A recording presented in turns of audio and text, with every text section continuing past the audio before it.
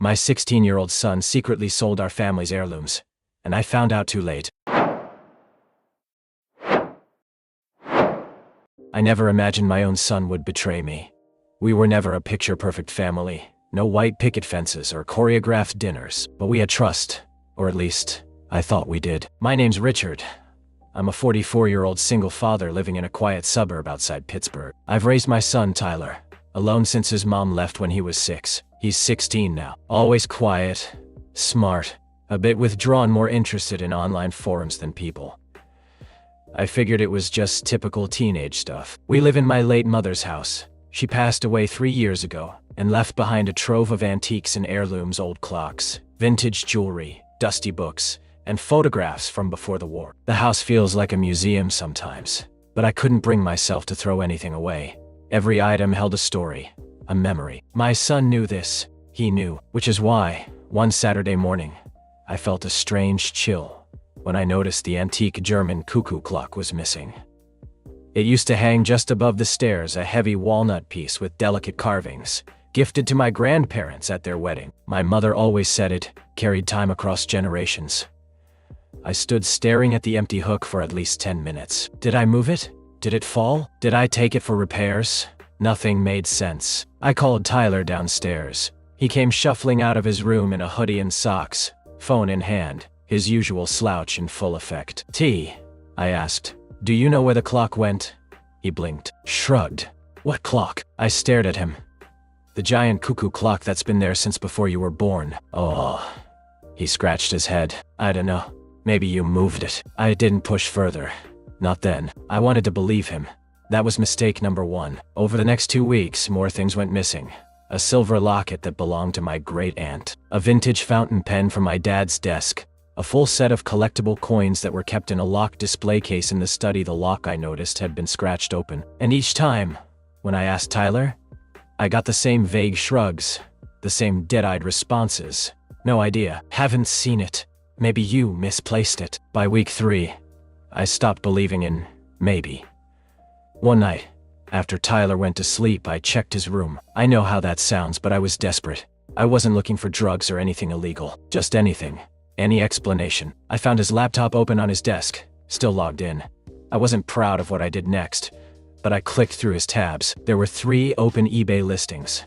One had a photo of our cuckoo clock. Another, the silver locket. The third was already marked sold, my father's coin set. I felt physically sick. There were also dozens of messages, chats, receipts, all under a burner account with his alias, Time Capsula Reseller. He'd been selling my family's heirlooms for months. I didn't confront him immediately. Instead, I printed out the listings, all of them. Over 30 items. Jewelry, tools, even an old rocking chair from the attic. Then I took photos of everything that was still in the house and started cross-referencing with what had been posted. I made a spreadsheet. He sold over $6,000 worth of our things, and he kept the money. There was a PayPal account linked to a separate debit card. I later learned he'd had it mailed to a P.O. box across town. I sat on the couch that night in silence. The house felt like a crime scene, like I didn't recognize it anymore. And worse, I didn't recognize him. I confronted him the next morning. "Tyler, sit down." He looked wary. He sat. I slid the printouts across the table. "You want to explain this?" He didn't speak, just stared at the paper like it might catch fire. "I know everything," I said. "Every single item, every sale, every dollar." "Why, Tyler? Why would you do this?" Still silence. Then finally, barely a whisper, "I needed the money." "For what?" No answer. I pressed. "Drugs? Gambling? What?" He shook his head. "No, nothing like that. Just I wanted to buy something for myself. Some gear. A new PC. Some stuff." "You sold your great-grandmother's wedding ring for a gaming computer?" "I didn't think you cared about it," he said defensively. "You just keep all that crap locked away." "Crap?" I shouted. "That crap is our family's history." He looked away. It was the first time in years I actually raised my voice at him, and I realized something terrifying. He didn't feel guilty. He felt inconvenienced. He was grounded. His devices were taken. The PayPal account was frozen, but what hurt the most wasn't the theft. It was the betrayal. This was the kid I stayed up nights for. The kid I gave everything to, trying to fill the void his mother left behind. And now he was just a stranger sitting at my table. After that morning, the air in the house turned to glass tense, fragile, ready to shatter at the smallest sound. Tyler barely left his room, and I didn't try to talk to him. I was angry, but more than that, I was lost. I kept asking myself, where had I gone wrong? Was I too soft? Too distant? Had I missed the signs?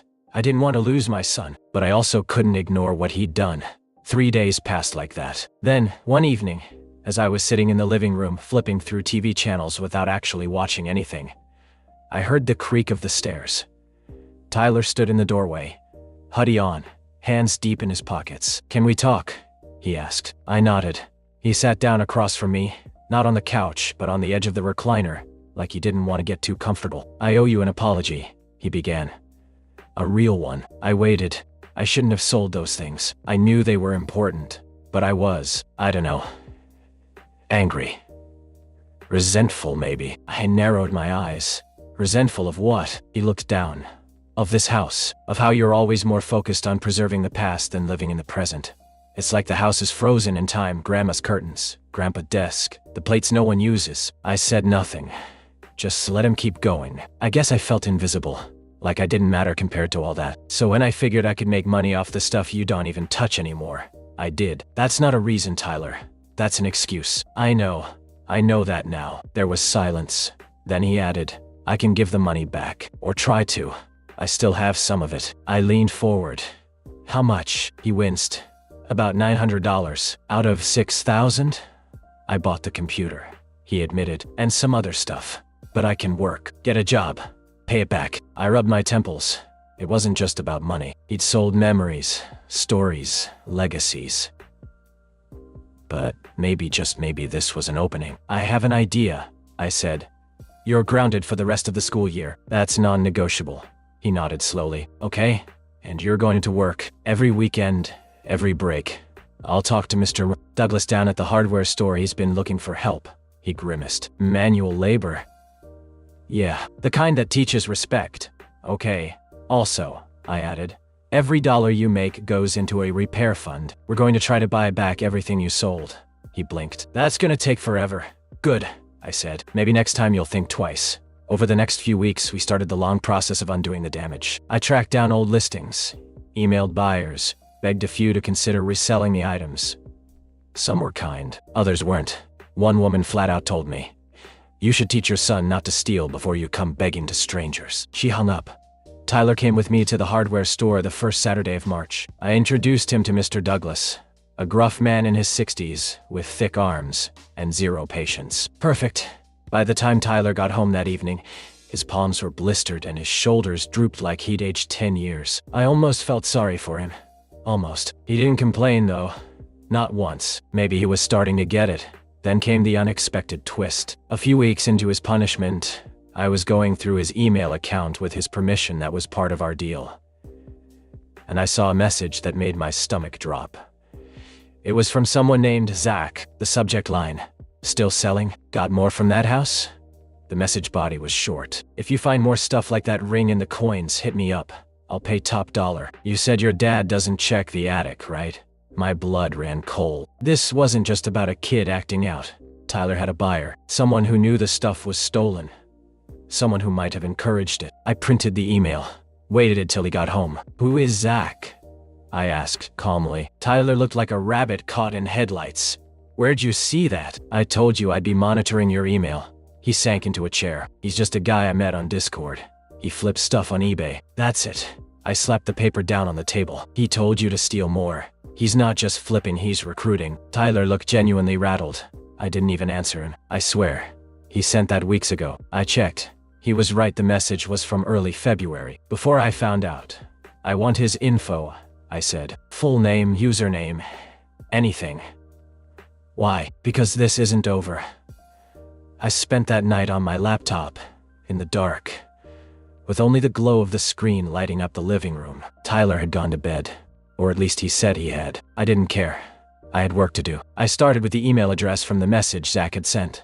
Then I checked the Discord username Tyler provided, Sfortrades. The account was private, but a Google search turned up a few posts in flipping communities.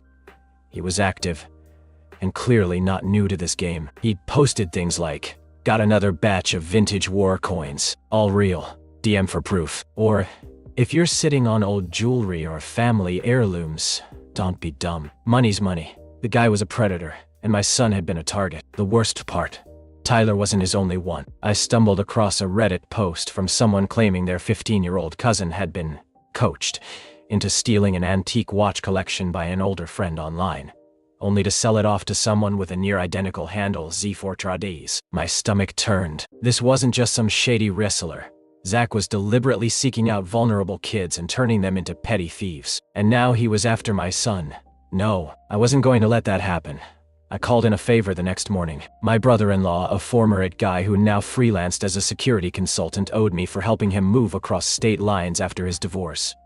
He was good with tracing digital footprints. When I explained the situation, he didn't even hesitate. "Send me everything you've got," he said. "Give me 24 hours. True to his word, the next evening he sent me back a name. Zachary Kleinman, age 23, lives in Dayton, Ohio. He also sent me an Instagram profile, a Venmo handle, and even an Etsy storefront that looks suspiciously like a front for Resold collectibles. I stared at the screen, boiling with rage. Here was a grown man barely hiding his tracks, actively involving minors in online fencing schemes, and no one had stopped him. I wanted to confront him. I wanted to drive to Ohio myself. Instead, I went to the police. I brought everything. The emails, the Discord logs, the Reddit post, even screenshots from Zach's Etsy listings. The officer at the front desk looked unimpressed at first until I explained that my son was one of many kids being targeted by this guy. They took the report. I was told someone from cybercrimes would follow up. Tyler, meanwhile, was quieter than ever. He didn't fight the rules. He didn't try to talk his way out of the job. He didn't even complain about waking up at 7 a.m. every Saturday. He was scared, but maybe that was good. He needed to be scared just enough to finally start growing up. 3 weeks passed before the detective called me back. "Mr. Ryle." "Sanders," the voice said. "We've been watching Kleinman's activity. You were right, he's involved in a minor targeting resale ring. We're coordinating with a task force out of Columbus." I swallowed. "So what happens next?" "We'll likely have to talk to your son, get a statement. He's not in trouble, but he's part of the timeline now." Tyler wasn't thrilled about it, but he agreed. When the detective visited our home, Tyler sat there, hands clasped in his lap, answering every question honestly. He even offered his chat logs and confirmed everything he knew about the transactions.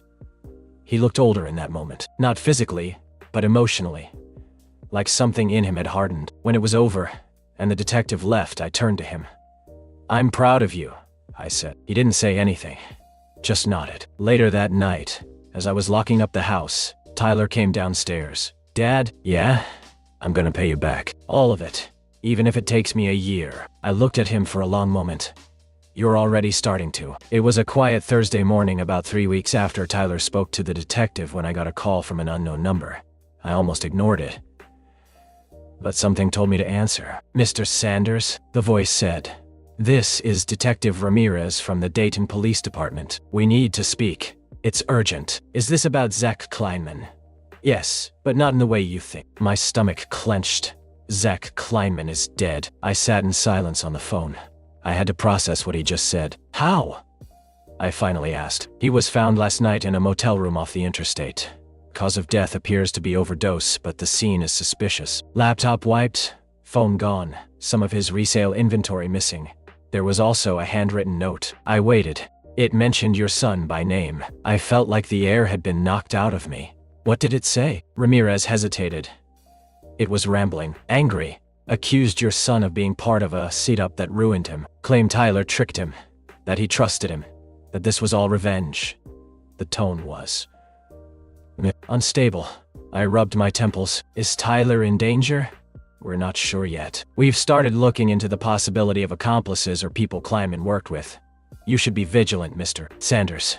Keep Tyler close." That night, I didn't sleep. I told Tyler about Zach's death. I watched his face closely. There was no relief in his eyes, just a complicated mix of guilt, fear, and confusion. "I didn't want him dead," he said, voice low. I didn't want to be part of it anymore." "I know." He was quiet for a while. "Is someone coming after us?" "I don't know. But we'll be ready. We installed a home security system." I called my brother-in-law again. He helped encrypt Tyler's accounts and set up alerts for any unusual activity. I even got a small security camera for Tyler's walk to and from work. I didn't want to scare him, but I wasn't going to take chances. And then, 3 days later, it happened. I came home from the store and saw the back door was open, wide open. Nothing was broken, no forced entry.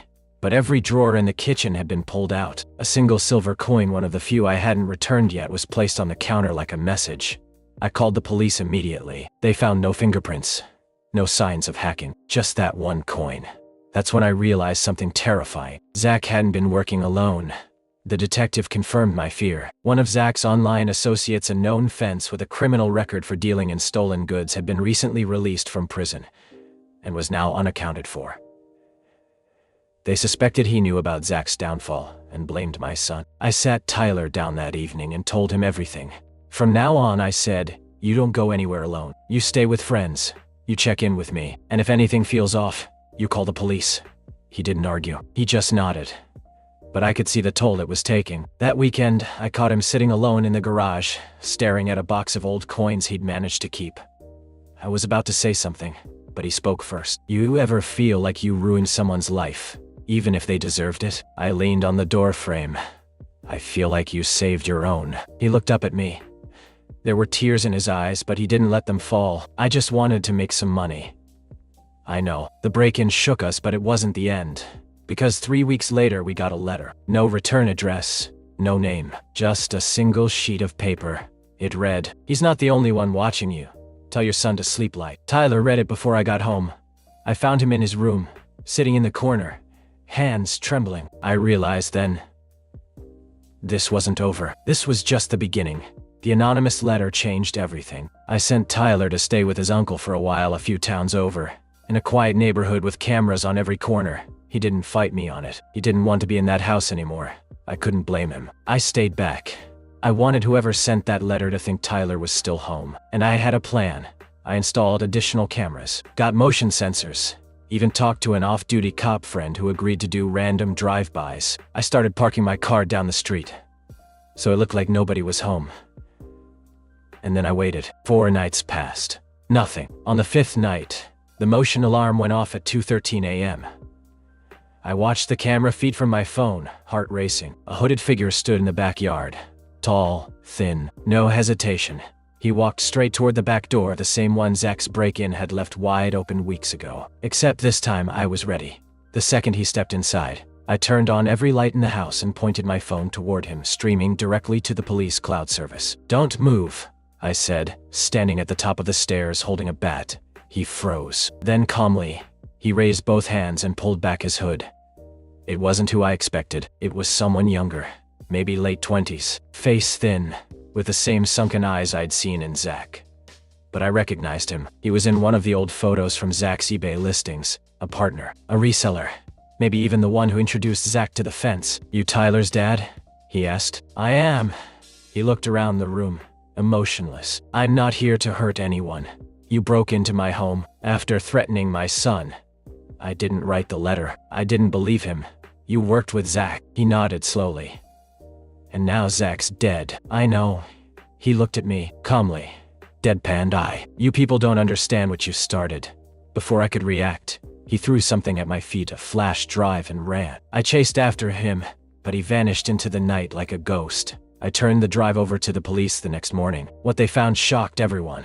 Inside the drive were spreadsheets, long transaction logs, chat transcripts, listings, IP addresses. Zach hadn't just been flipping stolen coins. He'd been laundering money, using eBay, Venmo, crypto wallets, and even dummy accounts. And my son, whether he realized it or not, had helped him build it. The whole resale business was a smokescreen. That's why Zach cracked when Tyler left. He wasn't losing a coin collector, he was losing a liability.